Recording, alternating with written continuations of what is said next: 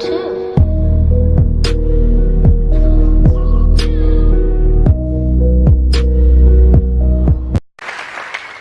I was just 22 years old at the time, but I had already spent 8 years, from the time I was 14 years old, as one of the earliest and youngest members and an eventual leader within America's most violent hate movement.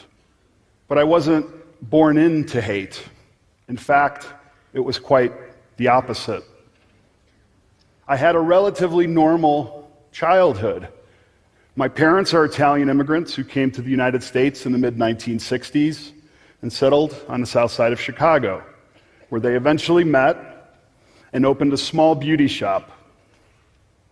Right after I was born, things got a little bit more difficult. They struggled to survive with raising a young family and a new business, often working 7 days a week, 14 hours a day, taking on second and third jobs just to earn a meager living. And quality time with my parents was pretty non-existent. Even though I knew they loved me very much, growing up, I felt abandoned. I was lonely, and I started to withdraw. And then I started to resent my parents and become very angry. And as I was growing up, through my teenage years, I started to act out to try and get attention from my parents. And one day, when I was 14, I was standing in an alley, and I was smoking a joint, and a man who was twice my age, with a shaved head and tall black boots, came up to me, and he snatched a joint from my lips. Then he put his hand on my shoulder, and he looked me in the eyes, and he said, "That's what the communists and the Jews want you to do to keep you docile." I was 14 years old. I'd been trading baseball cards and watching Happy Days. I didn't really know what a Jew was. It's true. And the only communist that I knew was the, bad Russian guy in my favorite Rocky movie. And since I'm here bearing my soul with you, I can reveal that I did not even know what the word docile meant. Dead serious. But it was as if this man in this alley had offered me a lifeline. For 14 years, I'd felt marginalized and bullied. I had low self-esteem. And frankly, I didn't know who I was, where I belonged, or what my purpose was. So I want to talk about two things here. How Christian explains his path to extremism and how ideologies prey upon weak minds. Many of us in the atheist community understand why that man in the alley was so appealing to Christian. These are the same tactics used by religious people to convert others. They see someone who is struggling, and in that time of need, they begin to inject the seeds that lead to faith in their mind. Instead of blaming the communists and Jews, the religious point towards sin and evil. They clearly define what is making that individual feel that way and then offer a solution. Jesus can help you fight those demons. He can put you on the path of righteousness. All you need to do is X, Y, and Z. Now hold this thought for a minute. Christian then goes on to explain how he became the leader of this group and how he enacted violence upon others and preyed upon other young men in the same situation. It wasn't until the birth of his child that he began to change his perspective on life. Somehow his child had given his life a sort of newly found purpose. This eventually led to the breakdown of the white supremacy ideology in his mind and allowed him to deconvert. How he explained the reasons leading up to his extremism is very similar to the people that flocked to Jordan Peterson and other right-winged mindsets. It helps explain why the majority of Jordan's followers are young men. They're lost and they have no sense of purpose. They are looking for some sort of meaning that their parents or society has failed to produce for them.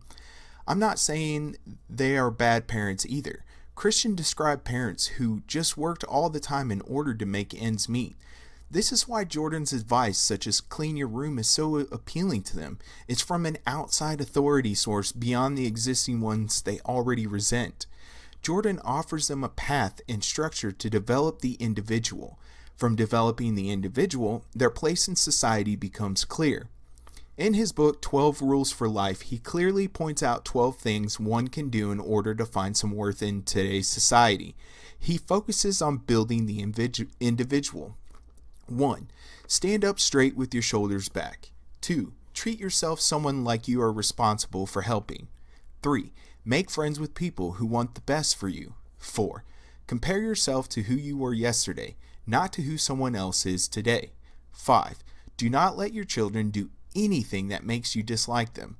6. Set your house in perfect order before you criticize the world. 7. Pursue what is meaningful, not what is expedient. 8. Tell the truth, or at least don't lie. 9. Assume the person you are listening to might know something you don't. 10. Be precise in your speech. 11. Do not bother children when they are skateboarding. 12. Pet a cat when you encounter one on the street. He describes how to maintain a watchful eye and cherish life's small, redeemable qualities. It also outlines a very practical way to deal with hardship, to shorten one's temporal scope of responsibility. This book is basically a Bible without all the murder, fantasy, and miracles. The way it's written is simplistic enough so that you don't have to understand much of the philosophy of the ancients or complex moral situations. It's a guide on how to be an individual in the world. However, Jordan doesn't paint an overarching theme for the collection of these individuals. He spends all his time developing the individual without developing a common will for all these individuals to work towards. Many of these self-help gurus do this. They focus too much on the individual, so that when the individual re-enters society with their newly transformed confidence and self-worth, they have no concern for the condition of humanity as a whole. At least with white supremacy, the end goal is clearly defined. A white ethno-state that has certain rules and structures in place. Jihadists had the vision of entering heaven with 42 virgins or whatever. They know their sacrifice will bring about a state ruled by Islamic law. The Prophet of Zod and I had a back and forth to flesh out the question that this all leads to. He put it as how strategically to counter religious thinking, or Peterson's patronizing way of straddling belief and non-belief instead of imitating it. We spend so much time on deconstructing religious beliefs, and then when someone actually deconverts, we leave them with use logic and reason to find your way through life. What kind of advice is that compared to Jordan's entire book? As atheists, the only thing we have in common is that we have no belief in a God. How we construct our system of morality and ethics is up to each of us.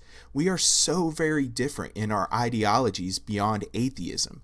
The same logic and reasoning I use to conclude that God didn't exist, I have used in other areas of my life. Yet, when other atheists do the same, they end up on the opposite side of the spectrum than me. And this is the point I'm trying to make. The use of reasoning and logic can be flawed and lead people to different decisions even when presented with the same information.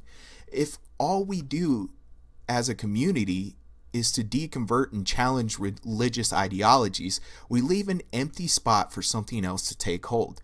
For example, if someone comes to the conclusion that God doesn't exist by watching godless Iowans' videos, their entire world is now in chaos.